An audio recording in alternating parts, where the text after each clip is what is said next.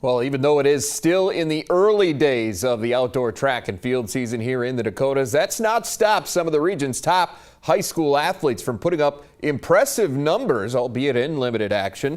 All those top marks have led our Alex Heinert to dust off his smoking jacket and step into the Platinum Lounge today for the first of many times this season. And before we get too far into this, Alex, why don't you give us all a quick refresher on just what the Platinum competition is all about? Yes. Well, first off, as you know personally, Jay, Platinum Champions are part of an exclusive club in high school track and field. We're talking multiple forms of ID and a retina scan exclusive. That's because this isn't a competition held over a single meet or among a particular class or even a whole state. The Platinums represent the best overall mark in each individual event contested in both Dakotas at sanctioned meets from the start of the outdoor season until the end of it. It's like the all-class gold medal from the South Dakota High School state meet, only bigger and made of a more precious material. And I must say, this thing has become hugely popular in the Dakotas over the last couple of years, Alex. Yeah. And this, of course, is a season-long competition that we will be keeping tabs on all spring. So what do you enjoy most about this Platinum race? Well, I like that it takes away borders. I think that's the big thing. One of the best parts about track and field is how the nature of the sport lends itself to comparison between athletes regardless of location, school size, age, or era if you really want to extrapolate it. And that's what this competition is designed to do. Plus, the Platinum, it places equal weight on a great mark regardless of when they happen, whether it's in the first meet of the year or at a state championship. So I'd like to think that makes for a little extra incentive at these April meets beyond just trying to reach a new PR. Yeah, good stuff. All right, well, if everyone's up to speed now, let's have a look at this first Platinum leaderboard for 2018. Let's start on the boys' side. What stands out? Well, I think the first thing that should catch the attention is how good some of these times are for this early in the season. 7 of the 8 on the board were set by athletes competing in their first outdoor meet of the year, with Ethan Brenneman's 1:59.800 coming in his first open half of 2018. Braden Peterson's going to present a serious challenge to Colin Bryson in the AA sprints this year, while Derek Peters, one of the best distance runners in the nation.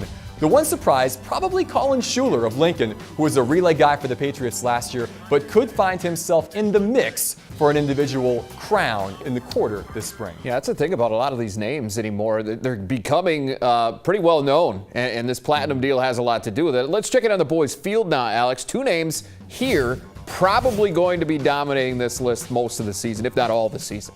Correct, yes. Levi Rocky and Sage Hagen are going to be tough to knock off in their respective specialties. Hagen's the defending Platinum champ in the triple jump, and he might have picked up this year's title in that event already with that ridiculous 47 feet 4 mark a few weeks back. Rocky, by the way, the best discus thrower in the region by a good distance. He'll be in the 170s again before too long. I don't think those two are locks to win 2 Platinums each this spring, as the shot and long jump will be much more competitive, but I think the triple and the discus heavily in favor of Hagen and Rocky this year. All right, let's flip the page to the girls' track leaderboard now. This is a who's who of top returnees from our region.